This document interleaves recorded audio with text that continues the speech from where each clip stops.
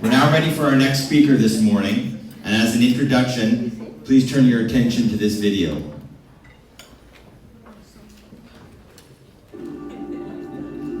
My name is Sonam, and I was born and raised in India to parents that were refugee, escaped Chinese invasion in Tibet in 1959, and we maintained refugee status all my life now.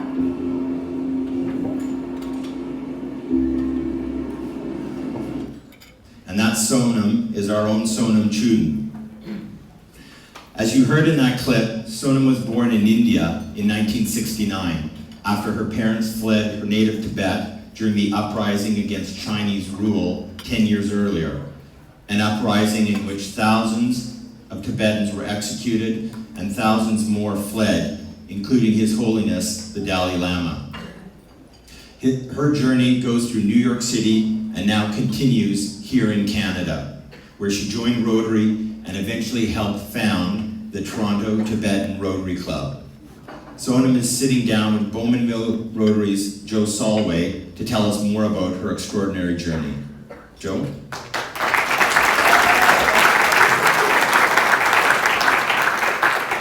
Thank you, Patrick, and thank you Sonam for coming. I really appreciate it. Sonam and I have actually done this before. I filled in for a year on a podcast called Talking Rotary. So thank you very much for coming, Sonam. Thank you, Joe. It's my honor and privilege to be here. Thank you. Okay. The picture up there of your parents, and they fled to Tibet.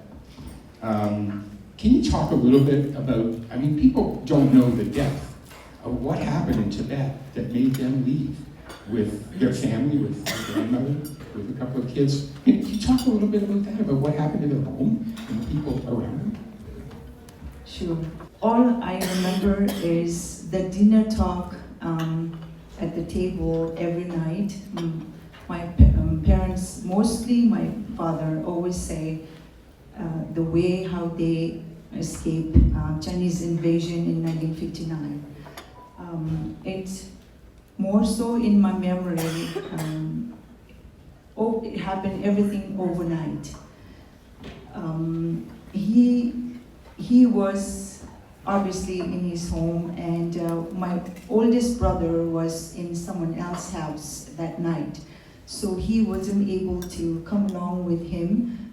He grabbed some food with my grandmother, my mother, and her two other sisters, and all of them just ran with little food overnight. And eventually join other groups, but groups are scattered over the time, crossing the mountains, terrains. They cannot travel, as far as I remember, cannot travel daytime. Daytime they were resting somewhere, I'm thinking corner where there's no one can spot them, and nighttime they were crossing, walking. My father has to make 2 trips because my 2 oldest sisters were 6 and 8 or something, and my mother was a little bit older. And my grandmother was falling ill over the period of the journey, and because he had to carry the kids and the items, food, and then leave them a few kilometers away and come back and piggyback my grandmother on his back and then come. And by doing this, around the halfway, she passed away. And I'm sure it was a difficult time for him, but he has to gobble everything to leave her body somewhere in the middle and has to move on because the target is to run away as far as he could with his children. So describe the life that you had there. Can you, they were farmers. You were obviously living very simple. Can you describe what that life was like? Given the fact that I was born and raised as a refugee in India, but I think I had the best life that any kid can have.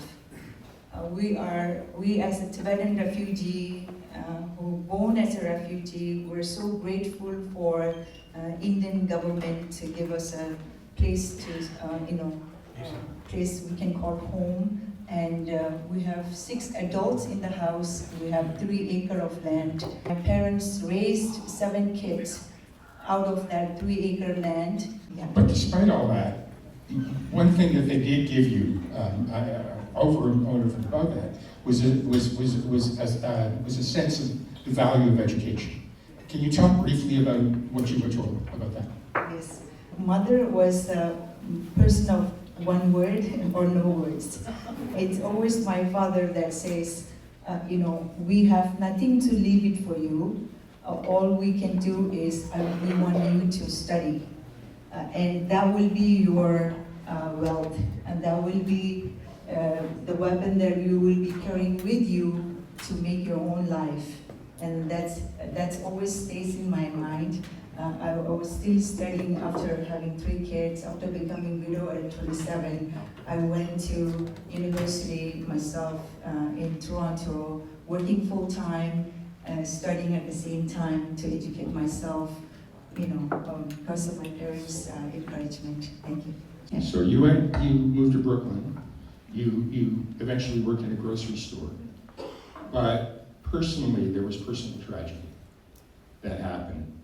You got some really bad news when you were in New York, and I'm just going to flip to the next script. What happened concerning your husband? 2 or 3 children at a boarding school. Yeah, so those are my 3 older kids. When I decided to stay back, and then I was looking for a lawyer now that I can claim for some sort of status. And I learned that America only have political asylums. Unlike Canada, we have a refugee system. But sadly, after you got there, the reason that you put those picture of your children were in boarding school because you lost your husband Yep. after you were there, and you lost your father. Yes. So your sister took your kids. And that must have been so hard on you to have that happen back in India when you were in America and they were in boarding school. So I just Yep. wanted to fill that in. That was a tough time. Thank you.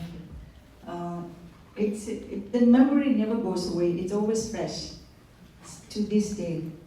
I was 27, working hard, to make a living, to support my family, at the same time to improve my own life. You know what I mean? Since I was little, I had this in my mind. I have to be on my own. I have to be able to stand on my own feet. If I cannot help my, other siblings, but at least I need to be substantial myself so that they don't need to worry about me. You know what I mean? So taking responsibility is always in me. So because of that, I was working 7 a.m. to 7 p.m. 6 days, and on Saturday I go to community college to improve myself. So I kept myself busy. First job in New York was babysitting. I only survived 1 night. It was, the babies were so beautiful, but I left my baby back home and I went for a better life, and I couldn't do it. I just couldn't do it. So I want to jump ahead because you got basically in order to leave the United States. You ended up at the Peace Bridge at midnight, up to your knees in snow. And this is such a great story. Can you briefly talk about that and what happened? I was thinking to go to Vancouver because it's a little bit warmer. At that time, I was thinking, okay, where, right? My mind was a little bit choosy at that time already because I have learned better English, have a little bit Brooklyn slang at that time. Then we have few of my classmates from back home were in Toronto, so they said, come here, so at least we're here. So that's when I decided to leave. Yeah, and you were at the Peace Bridge. Yeah, I only and brought... you got there at midnight. Yeah. So I only brought my laptop and few books and few clothes. And crossing the bridge, one of my friends was dropping me off.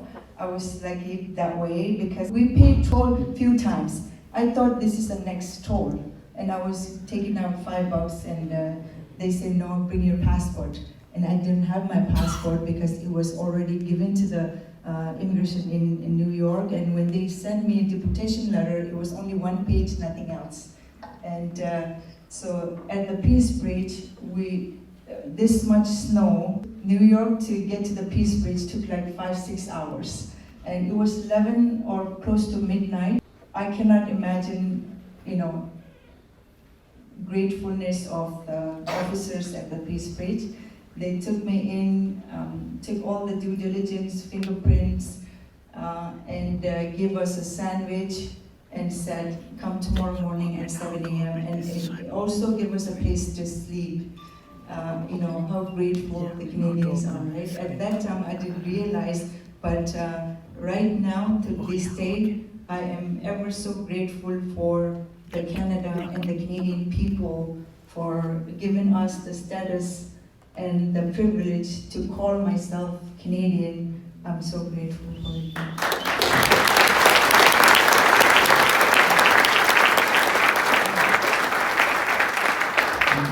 As a Canadian, Rotary has become a big part of your life. You started at the Toronto Forest Hill. Is there anybody here from close to Toronto Forest Hill? Anyway, you joined Toronto Forest Hill. What was it about Rotary that attracted you? Why did you become a Rotarian? So I came to Toronto in 2021 on December, and looking for a job was very difficult. My first job was security guard. I was making $8.25, taking 2 trains to Leslie and Highway 7 to do a security guard in a building, and walking up and down was my profit because I'm doing exercise, making $8.25 at the same time.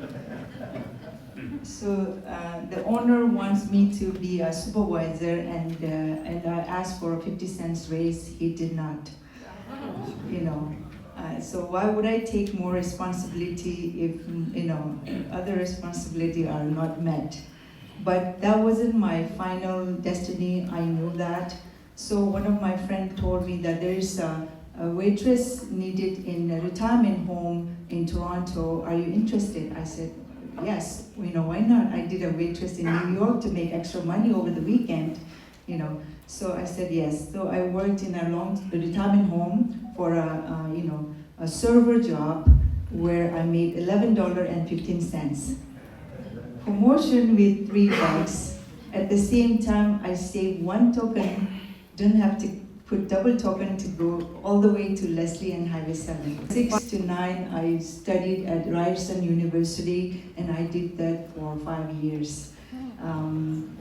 While I was working as a server at a retirement home, gradually I went to the reception position, and at the reception, Toronto Forest Hill members, I always met them because they meet at that long retirement home.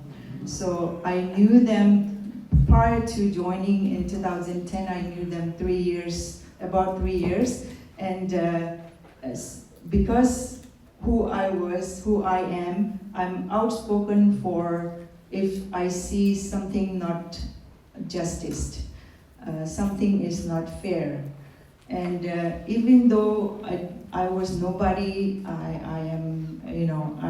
don't have high education qualification, but I spoke up for people who are getting bullied at my workplace because they are new immigrant, they don't speak English. Doesn't mean that they get bullied, right? But they still stay there because they have bills to pay, kids to raise, money to send back home. But because now I'm speaking up, and also the union rep is speaking up for not getting right, so I was the problem, and they fired me from my work. And the resident put in petition to bring me back, and they fundraised approximately $5,000 and gave it to me. I was.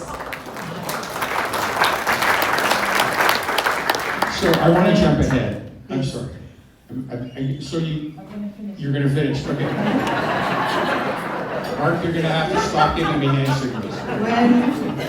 When the president that time, Milo This is the Vassallo- part. Yeah, this Yes. is the, you should have got to this earlier. When Milo Vassallo found out that I was fired, he was very happy, and he invited me to join Rotary. Because at that time I have founded my own company called Infinite Care. We provide care services for seniors above and beyond what healthcare is providing, right? So Milo invited me, and that was the best day that I decided to join. I was grateful for the opportunity that Milo have given me. He used to be known as King of Network. If you know Milo Vassallo from my old club. And last week I attended my club's meeting, and I told him that I'm gonna bring your name, and he's okay with that. So I want to, this is a segue here. You found the Toronto Tibetan Club in 2023 because I guess it was important culturally to do that and to help give back for your community. But there's something really important. When you were in India, you had an audience with His Holiness the Dalai Lama. And there's something that really close to your heart. You're showing him plans for something. And now you get a chance to talk about these plans you have. Talk about that and what you were showing him about what you're doing now. Rotary mission and Dalai Lama's vision, I feel like it goes parallel, serving above self. His Holiness always says, make your life meaningful, whatever you do. And I take on a big responsibility. I'm sure, I know it's more bigger than me, but I took a responsibility in 2022 to form a non-profit organization to build a long-term care home for ethnic specific and trans Himalayan elders in Toronto area. Now it's a charitable organization. You have a poster of an event coming up. I'm going to just go to, there you go. It's called Chambaling. The name was bestowed by His Holiness the Dalai Lama. It's a charitable organization. What does Jampaling mean? Chambaling means it's a home of kindness and compassion. Oh, that's nice. Yeah. There you go. Spread kindness. I like that. Thank you. I'd like to invite all of you, if you can make it, please. This is our first seed fundraising. It took me 3 years to get to where we are now. It's CRA recognized charitable organization. We want to make sure that every seniors who have done so much in their lifetime, it's now, I believe it's our time to give them at least comfortable and happy environment, not only in a medical way, but in a spiritual way, to keep them happy as much as we can. Thank you. Mark is going to kill me, but I have one more. You don't know about this. That's you and your dad. I was 21, I think 22. What goes through your mind when you see that picture? It's always heavy heart for me because being almost the youngest one, I wasn't able to serve my parents enough when they needed me the most. He would be proud. Yeah.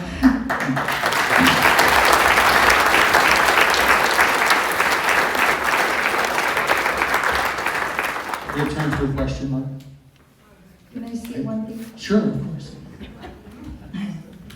I do what I do today through Infinite Care. I feel like I'm serving my parents. Every elders out there, either, growing up as a refugee, I look at everyone as us. And everyone could be my sister, my family, my father, my mother. Every client that comes to us, I take it as my own, and I feel like I'm getting the opportunity to serve my parents. And this is how I look at it. And with Rotary, it goes beyond, and I'm grateful for all the past district governors, presidents, and when I serve as a president and AG and all that, I have so many leadership that I look up to, and I learn from everyone, and who I am today is that the lesson that I've learned from you guys, attending all the district conference and the meetings, minutes. I go to Eglinton Club a lot, I'm sure you know, and this is where I get my inspiration and motivation and to do something better as a born refugee person. And we have always been on a receiving side, and the mission and the reason, chartering the new club is that I think we as a Canadian now, I can proudly call myself as a Canadian now, being a refugee, receiving is ended now as a Canadian. I need to turn the table around to see how we can give back to the community that given us the status and the opportunity to have a better life for myself and my children. Thank you so much. Joe, I think we have time for one question from the audience.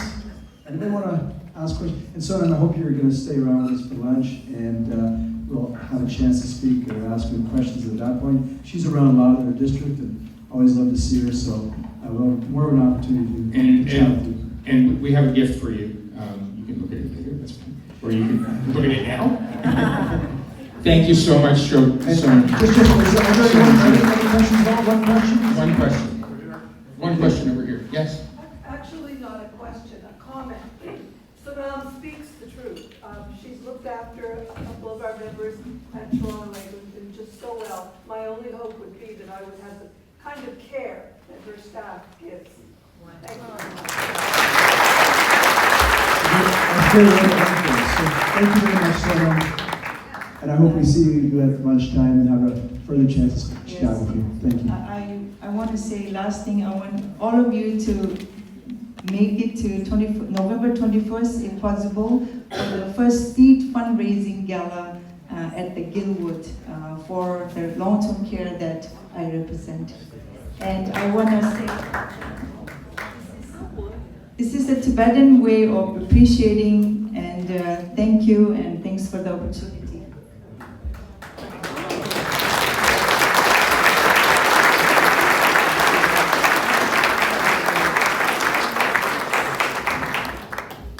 I also like to call up Nisi for her leadership and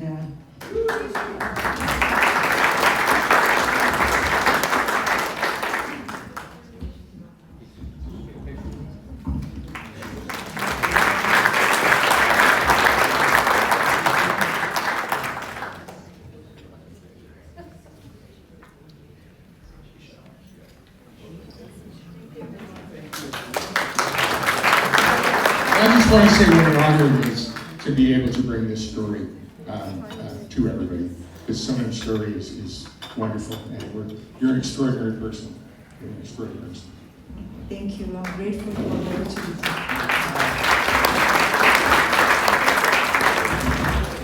Well, what an incredible story about the incredible journey of our own District 7070 Rotarian, Sonam Chuden. Joe and Sonam, thank you very much for that.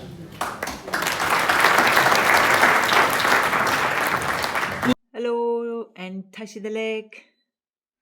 So what you just saw was my interview with Joe Soloway at the Rotary District Conference 2025 a few days ago. Since 2022, I've taken on my biggest mission yet, a project called Chambaling. As someone born a refugee, my community has always been on a receiving side. Now we want to turn the table around, to give back, to lead, and to create something good for the world. Chambaling is about building Ontario's first ever Tibetan and Trans Himalayan-inspired long-term care home. A place where our elders will be celebrated, supported, and cared for not only medically, but also their unique individual needs, fulfilling spiritually and culturally. At Chambaling, we are a 100% volunteer-run charitable organization, and our application for 96-bed home is now in process with the Ontario Ministry of Long-Term Care Home. Our goal is to build and open our door by 2030. It has taken us 3 years to come this far, step by step, with love, courage, and community strength. And now we are ready to fundraise. Our first seed fundraising event will be at the iconic place in Scarborough called the Guildwood Estate on November 21st, 2025, Friday evening, and tickets are already on sale. So for your support, whether it's through donation or attending the event or simply spreading the word, will help turn this dream into a legacy for our elders and for generations to come. We will share more information below on how to get tickets and how you can be a part of this legacy journey. Together we can build Chambaling, brick by brick, step by step, heart by heart. We can do this. I want to thank you so much for your support, your kindness, and your faith in this legacy project. Until next time, you take care of yourself, be kind to yourself, be kind to one another, and I want to thank you for listening.